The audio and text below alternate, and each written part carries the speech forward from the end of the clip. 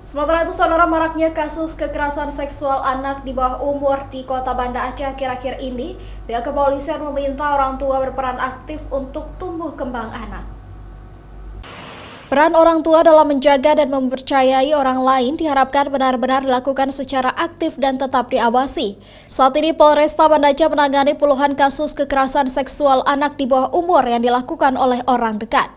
Orang tua maupun keluarga diharapkan aktif berperan dalam tumbuh kembang sang anak, sehingga dapat mencegah hal tersebut terjadi.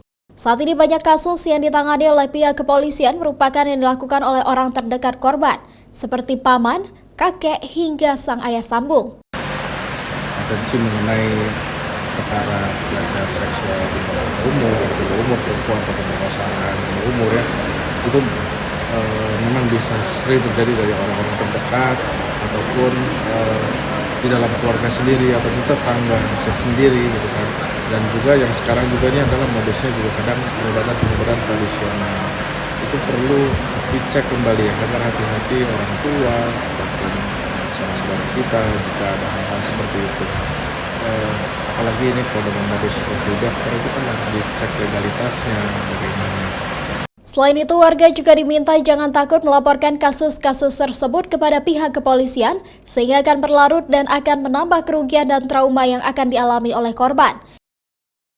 Syahril, Kompas TV, Banda Aceh.